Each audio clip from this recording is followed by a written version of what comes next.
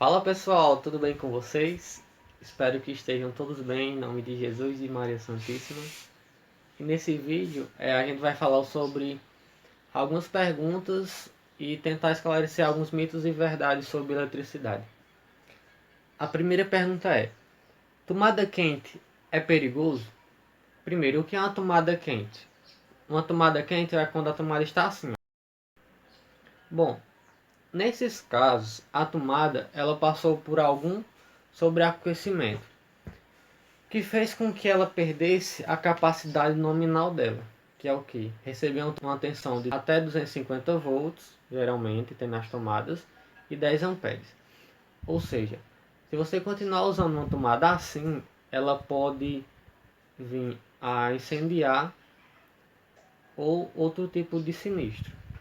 A pergunta 2 é: disjuntor antigo ou superdimensionado é perigoso? Vamos lá, o que seria um disjuntor antigo? Um disjuntor antigo é aqueles disjuntores pretinhos, que é um padrão chamado de NEMA. É um padrão americano que não é mais usado no Brasil. Atualmente estamos usando um padrão alemão que é chamado DIN. Bom, se ele não tiver mais fazendo a função dele, que é o que? Proteger contra curtos circuitos e contra sobrecarga, ele pode estar funcionando ou devido ao tempo de funcionamento dele, pode ter perdido a capacidade de funcionamento. Então, o resumo é que ele pode sim estar funcionando, mas o ideal é que os equipamentos elétricos eles sejam trocados em torno de 20 a 30 anos. E em relação ao superdimensionamento, o que seria isso? É quando você tem um circuito que vai percorrer uma corrente em torno de, por exemplo, 10 amperes, e você coloca um disjuntor de 20, por exemplo. A vez, tá aquecendo, o disjuntor está disparando. Troca o disjuntor, coloca um maior. Isso é perigoso porque se o disjuntor antigo ele estava desarmando porque ele estava sobrecarregado, porque provavelmente os condutores eram de uma espessura menor do que deveriam ser para o circuito, o que deveria ser trocado eram os condutores e não o disjuntor. E quando você coloca um disjuntor maior, ele não vai desarmar com aquela corrente, mas quem vai aquecer são os condutores. Isso pode gerar um acidente do tipo incêndio. Esses fios podem aquecer até se romperem. A pergunta 3 é: queda de tensão prejudica equipamentos? O que seria a queda de tensão? Por exemplo, em uma chuva ou depois de uma chuva que fica a luz diminui a luminosidade, isso pode danificar os equipamentos? Bom, até onde eu pesquisei, se os equipamentos não tiverem autorregulagem, o que seria uma autorregulagem? Seria quando os equipamentos eles recebem uma tensão na entrada, aí eles têm um dispositivo chamado regulador de tensão, que é todo um processo. Eles vão receber o 220 alternado, vai passar por um transformador, vai abaixar essa tensão para uma tensão mais baixa. Essa tensão vai ser retificada, ou seja, ela vai ser transformada de alternado para uma tensão contínua, como a gente tem nas pilhas e baterias. E ele vai passar pelo regulador de tensão. Ele vai pegar uma tensão entre, por exemplo, 10 a 30 volts contínuos e vai transformar para 5, que é uma tensão que geralmente é utilizado nos dispositivos eletrônicos, como as televisões de hoje em dia, os dispositivos lá da ponta, os LEDs. E se os equipamentos forem mais antigos e eles não tiverem autorregulagem, sim, eles podem ser danificados. A pergunta 3 é: ficar descalço durante chuva com queda de raios é perigoso? É uma questão que eu ouvi desde criança, para não ficar descalço quando estiver chovendo. Aí eu estava pesquisando e o que eu descobri? Que sim, é perigoso se você estiver num lugar aberto, ou seja, você estiver fora de casa. Por quê? Você vai estar em contato com a Terra. E se caso você ofereça, você seja o caminho mais próximo para um raio descer, o fato de você estar descalço vai aumentar esse perigo. Só que já dentro de casa, claro, é importante você estar calçado quando você for ligar os equipamentos elétricos. Também tem toda a questão bacteriana, né, para não estar descalço. A próxima pergunta, que é uma coisa bem de infância mesmo, é: virar espelho protege contra raios? Bom, eu também pesquisei sobre isso. E o que eu encontrei é que isso é uma ideia lá da Idade Média, que os espelhos dos castelos eram, as molduras eram feitas de materiais metálicos. E eles acreditavam que se eles virassem a parte metálica para trás, isso de alguma forma iria proteger para não atrair raios. Só que eu acredito que isso não funcione, e também hoje em dia não é mais utilizado espelhos com as laterais de metal. Próxima pergunta. Raio, trovão e relâmpago é tudo a mesma coisa? Não, não é tudo a mesma coisa. Vou explicar. O que é o raio? O raio é a descarga atmosférica, que ocorre quando as nuvens, quando elas começam a acumular uma certa quantidade de água, né, em formato gasoso, que vai se condensar e vai gerar chuva. Nesse processo do vento e também da movimentação dos elétrons, essas nuvens elas acabam ficando carregadas. Um ponto, por exemplo, um ponto mais baixo vai ficar carregado negativamente elétrons, e outro ponto mais acima, por exemplo, vai ficar carregado positivamente, né?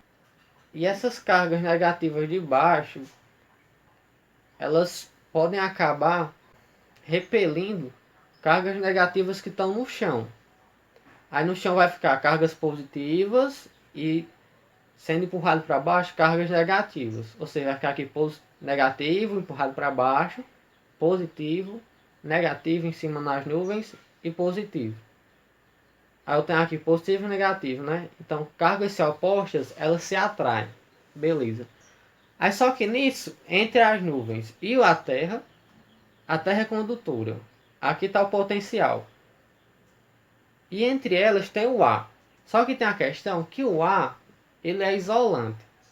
Só que a partir do momento que isso chega a um acúmulo muito grande de energia e uma diferença muito grande de potencial, o ar acaba de isolante, ele passa a ser condutor. E aí se dá o fenômeno do raio, que é a descarga atmosférica. E o que seria o relâmpago? O relâmpago é o clarão, é o que a gente vê. E o trovão é o barulho que a gente escuta. Podem perceber que primeiro você vê o clarão, depois de um tempozinho você escuta o barulho. Por que isso? Porque a velocidade da luz é 300 milhões de metros por segundo. E já a velocidade do som no ar é de em torno de 343 metros por segundo. Por isso essa diferença. E as descargas atmosféricas, os raios, tanto elas podem ser da nuvem para o chão, como elas podem ser de uma nuvem para outra nuvem. Às vezes só a descarga assim, né? De uma nuvem para outra. Aí faz o clarão, o relâmpago, e às vezes a gente escuta um som também das nuvens. E é perigoso você estar no lugar aberto, numa chuva com raios, porque a carga negativa, ela vai procurar o caminho mais fácil dela percorrer para chegar à Terra. Aí esse caminho pode ser uma árvore, e pode ser também uma edificação, ou num caso muito desastroso, pode ser uma pessoa. E é importante notar que se você tiver num caso desse, e se você sentir seus pelos arrepiando, ou você sentir coceira, é sinal que um raio pode estar próximo a cair perto de você. Porque isso se dá pela a atração elétrica. Nesse caso, a primeira atitude a ser tomada é você não se deitar. Às vezes as pessoas falam que é preciso se deitar, mas o certo é você ficar numa posição de bruços. Porque o raio ele sempre vai procurar, primeiro, o material melhor condutivo, ou seja, os materiais mais condutivos são os materiais metálicos. Por isso que muitas vezes caem raios nas redes elétricas. Eles vão procurar os materiais mais próximos, estão mais altos. Muitas vezes as árvores recebem as descargas atmosféricas, e também os raios eles procuram os elementos mais pontiagudos. Ou seja, nesse caso você está em pé, né? Você está como se fosse pontiagudo.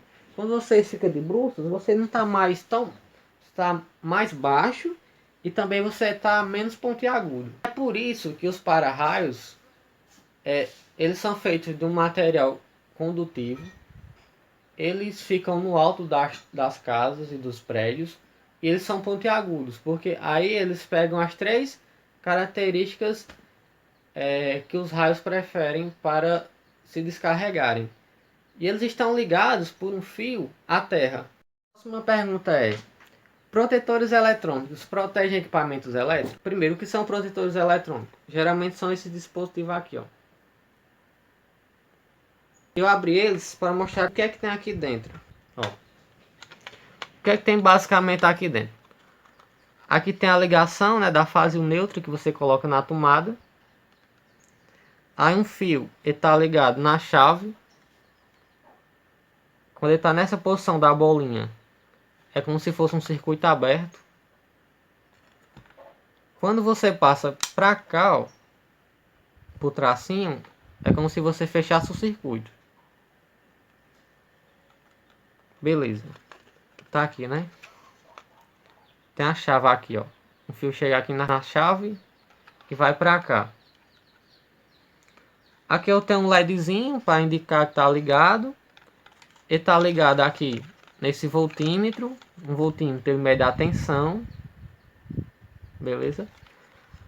E daqui ele é levado para cá, ó.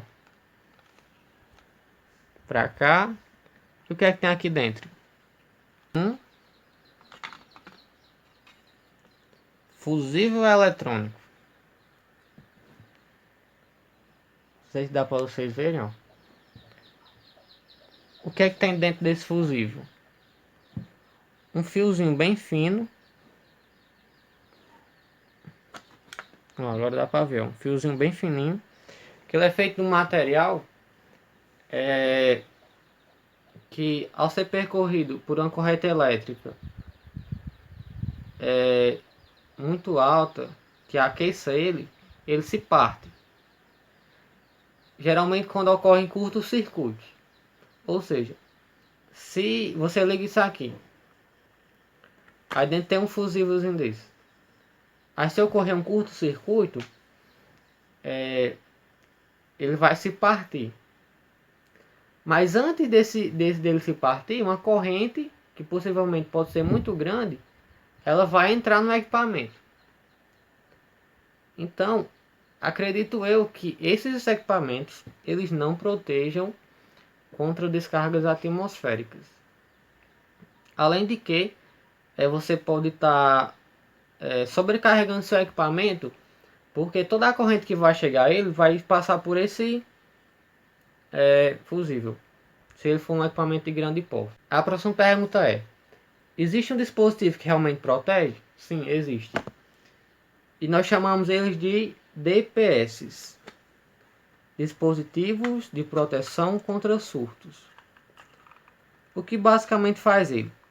Ele é ligado no quadro de disjuntores e é ligado a fase nele, e dentro dele é um circuito aberto e ele é levado para a terra.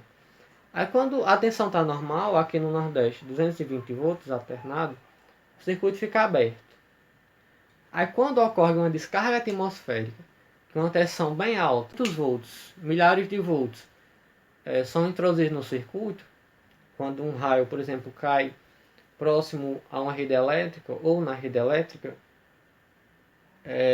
ele fecha esse circuito, mandando essa tensão alta para a terra. Aí quando cessa essa alta tensão chegou à casa, ele volta a abrir. E esses dispositivos, eles custam em torno de R$ 50 e eles são obrigatórios nas instalações elétricas em baixa tensão no Brasil, segundo a norma NBR 5410. E é importante a gente pensar nisso porque na maioria das casas hoje em dia tem equipamentos bastante caros, por exemplo, televisões smart, né, que gira em torno aí de R$ 1.000, R$ 2.000 ou mais. E um dispositivo de R$ 50 ele pode proteger a sua televisão e todos os seus equipamentos de descargas atmosféricas. A próxima pergunta é: existe um dispositivo que protege contra choques elétricos? Sim, existe um dispositivo que protege contra choques elétricos. E o nome dele é IDR. Ele é um interruptor diferencial residual. O que ele faz basicamente? Nele é ligado a fase e o neutro da entrada e a fase e o neutro que saiu para o circuito da casa, né? E ele fica ali monitorando a corrente que chegou na fase, a corrente que voltou no neutro. A corrente que chegou na fase, a corrente que voltou no neutro. E quando tá ligado os equipamentos normalzinho, né? A corrente que chega na fase é a mesma que volta no neutro. Mas quando uma pessoa toca um condutor, é a corrente que chegou pela fase, ela é diferente da corrente que voltou pelo neutro. E o que ele faz? Desarma. E a pessoa não vem a tomar esse choque. E o IDR, ele custa em torno de R$ 100. Ele também é um equipamento obrigatório nas instalações elétricas de baixa tensão. E claro, um equipamento de R$ 100, ele pode salvar uma vida. E é isso, pessoal. Esse era o vídeo de hoje. Se você gostou, deixe seu like. Esse é o último vídeo da série dos vídeos do Projeto Social. E comentem com alguma dúvida. Falem o que você achou. Se vocês querem que eu continue gravando vídeos sobre esses temas, se vocês estão gostando. Que aí, dependendo dos comentários e dos likes, eu vou continuar gravando os vídeos, mesmo que o projeto social já tenha acabado, o semestre acabar agora em junho. Conto com um comentário de vocês para eu poder fazer a redação do projeto social. E compartilhe com seus amigos para eles estarem vendo esses mitos e verdades sobre eletricidade, para eles estarem se protegendo, para eles estarem fazer manutenção nas instalações elétricas das casas deles. E é isso, fiquem com Deus. Valeu. Quando cai um raio,